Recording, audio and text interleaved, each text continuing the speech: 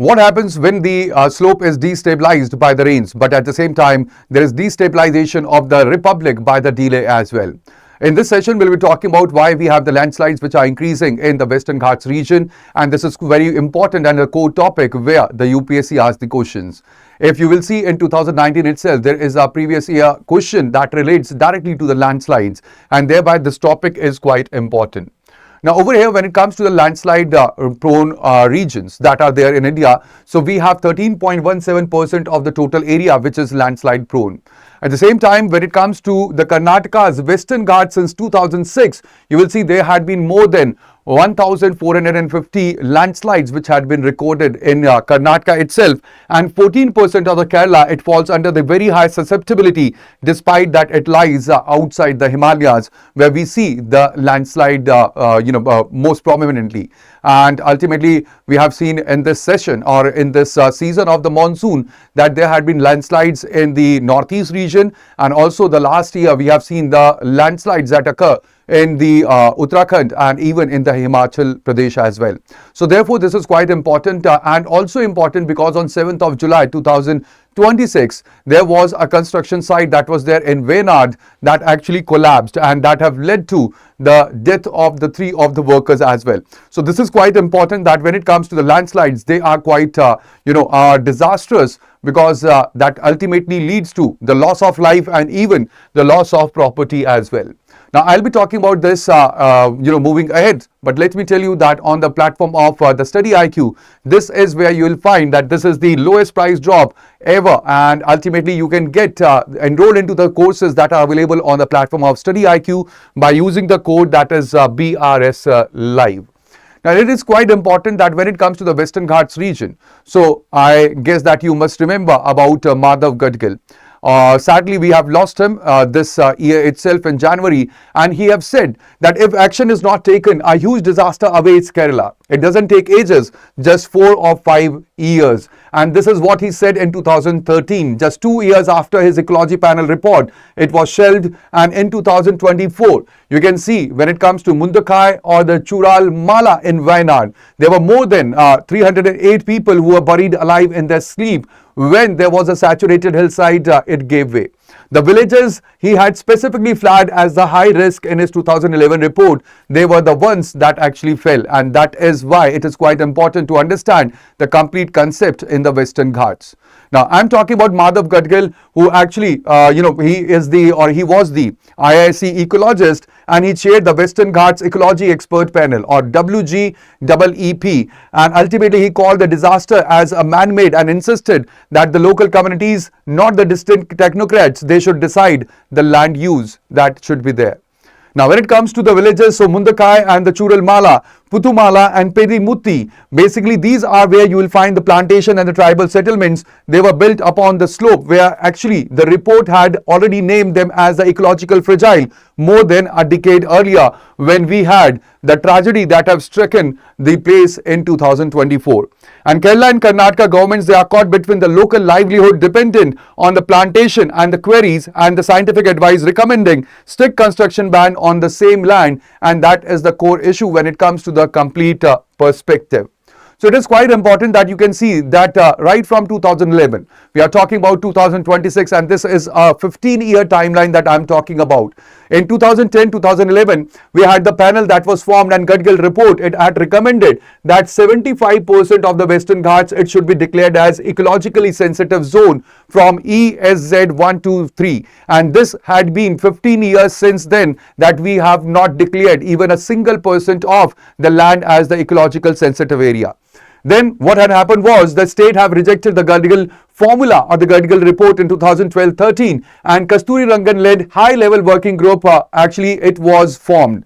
And here the Kasturi Rangan report, it had actually diluted the ecological sensitive areas which were earlier marked by the Gadgil report as 75. They were declared to be nearly about 37% of the complete region or the Western Ghats. So you can see that there was a quite dilution of the ecological sensitive areas in the Kasturi Rangan report as well. However, at the same time, when it comes to the 37% of the area that has also not been decided or declared, even right now up till today, that it had been declared as the ecological sensitive. Now, what had happened was in 2018, there was the first draft of the ESA notification that was issued by the Ministry of Environment and Forest and the Climate Change, which was opposed by Kerala and Karnataka itself. And the Kerala floods in 2018 and Puthumala landslide, they have exposed the gaps. Now, what happened was in the Petumudi landslide happened in 2020. The Iduki plantation workers settlement, they were buried, and Gadgil called for the Swiss style of the decentralized village governance in the region. Now, moving forward into the 2024, there was a disaster that struck the Kerala, where Mundukalai and the Churalmala, Wayanad landslide, it killed more than 308 people. There was a fresh draft of the ESA notification, which actually proposed 56,800 kilometers square of the area across 6 of the states. Now, later on, Madhav Gadgil, he died in January 2026 in Pune, aged 83, with the ESA notification, which was still not finalized. And now we have seen the fresh Wayanad landslide, the tunnel road landslide, where we had, nearly about 3 of the people who have died. And Karnataka issued the high risk warning for the 93 villages. And ultimately, the GSI, or Geological Survey of India, it had began the National Early Warning System rollout for the landslides as well. So this is quite important that when it comes to the complete perspective. So it was 30th of July 2024 that actually changed everything. Now, this was the time period where the Kerala was stuck with the disaster. Ultimately, there were successive landslides which have stuck Mundakai as well as Churalmala in Wayanad district within just hours, and that have flattened 2 settlements that were specifically targeted, or they were mentioned in the Gadgil's 2011 report. Now, there were more than 308 the confirmed deaths that made it to the India's deadliest Western Ghats disaster till date, and ultimately this was the direct trigger for the centre's fresh draft ESA notification, where actually within 48 hours it decided that 56,800 of the kilometer square area that is there in the 6 states, that must be declared as ecologically sensitive area. Now, it had converted a 13-year-old scientific committee dispute into a live constitutional and administrative question, that is, who has the authority to restrict land use and how fast can that authority act once the science has already exist. Now, it had also reopened the previous debate that was about Gadgil and the Kasturi Rangan in the parliament and media as well, and even in the state assemblies, that have made this the most UPSC relevant environment governance flashpoint, which was asked in between the years 2024-26. Now, this is quite important because there are the 2 kind of causes. When it comes to the landslide, there is 2 kind of the causes that leads to the landslides. The first one is the preparatory cause. Basically, preparatory cause is what makes the slope vulnerable, and then there is the triggering cause, basically that sets the landslide moving. Now, the preparatory cause is where we have the fragile and weathered geology. Like, for example, in the Western Ghats, we have laterite cap erosion that is there on the steep Konkan and the Nilgiri slopes, basically in Karnataka and Kerala. Then there is deforestation and the land cover change as well, that actually is from the linear infrastructure projects which are taken into the into the fragile zones. And then there is this unscientific hill cutting as well. Now, this unscientific hill cutting is for the infrastructure development, whether it is for the roads, for the rail and for the tunnels as well, without any kind of slope reinforcement. There is also mining, quarrying, and even the unplanned tourism-driven construction that happens into the place, and also the weak enforcement of the land use zoning regulation. So these are all the causes basically which prepare the region for the landslide. But actually, this is just the preparatory causes.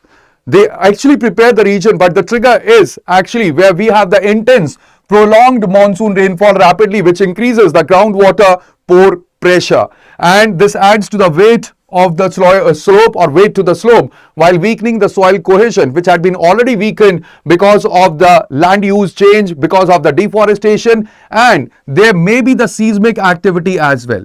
Because ultimately, when it comes to Wayanad, so Wayanad lies in the seismic zone 3, and that can compound this through the earthquake. And ultimately, although when it comes to earthquake, they are not the primary cause. The primary cause is the prolonged monsoon rainfall that happens just within the hours. And ultimately, landslide is basically where you can see that it is a complex dynamic system.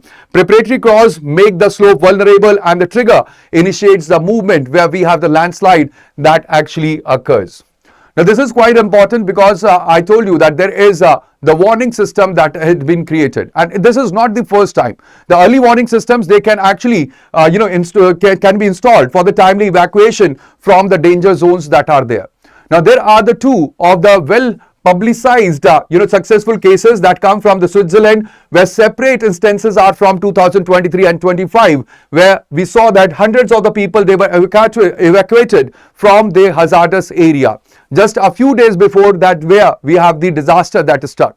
At the same time, in India as well, just 2 weeks before the 2024 landslides in Wayanad, there was a series of landslides in the hills of Munnar.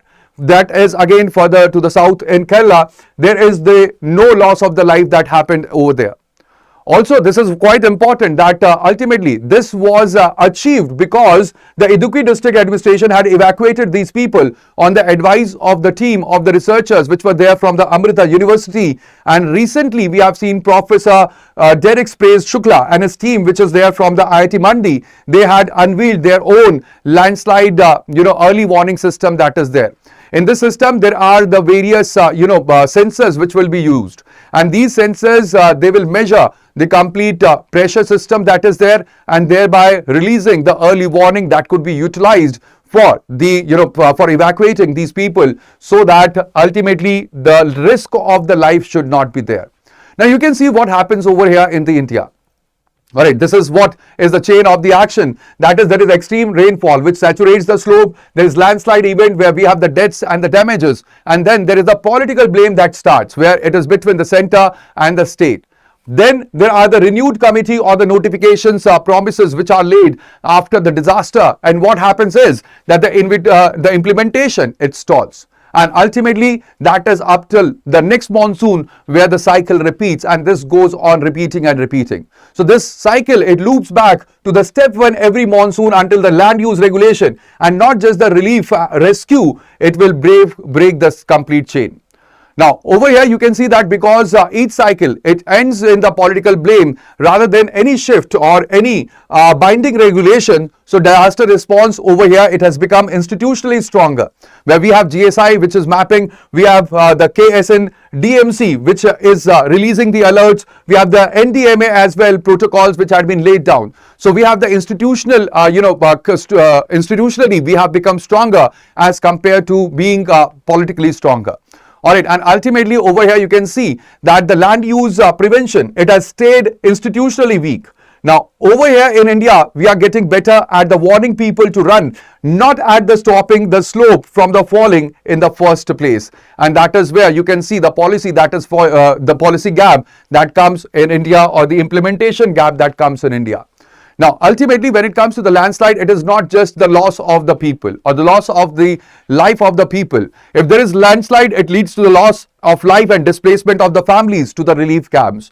Then there is an infrastructure damage where we have the roads, bridges, school, power and the water systems. Basically, they gets damaged. Then there is agriculture loss as well. When it comes to the Western Ghat, there we have the coffee, tea, pepper, cardamom and banana plantations. They get buried under the debris, and ultimately there is connectivity collapse where the villages, they get cut off. The rescue, it gets delayed, and even the relief operations, they get delayed as well. Then there is tourism and the local business revenue loss in the hill dependent economies, and the river siltation and the biodiversity loss compounds to the future flood risk downstream as well. So these are the implication of just one landslide, which you can see that it actually impacts to the different phases of the life phase as well. Now, when it comes to the complete protocol, or you can see when it comes to a global comparison, you can see over here that in Colombia, we have the Andes, mountains which are there. Now here, what the Colombia does is that it has low cost IoT geosensor networks which had been deployed in the informal hillside settlements. Now these are low cost, and ultimately we can take a lesson where we can have the cheap sensors which can protect the poorest and the highest risk communities first, that could be implemented. Then in Japan, there is SABO, that is erosion control engineering plus the mandatory hazard zone mapping which had been tied to the building codes, because in Japan, Japan is frequented by the earthquakes. And over here, we can have the lesson that we should have the hazard maps that must bind, or that have the binding legal teeth and not just the advisory status. In Nepal, in Himalaya, you can see that there is community-based early warning with the trained local volunteers that can act as the last mile link, and India can take the lesson that the technology it can fail without a trusted human messenger at the village level. And ultimately, UK, Italy and India, they are collaborating for the landslide, basically multicultural, multi-country, the research collaboration that piloted the rainfall threshold warning for the Nilgiris and the Darjeeling as well.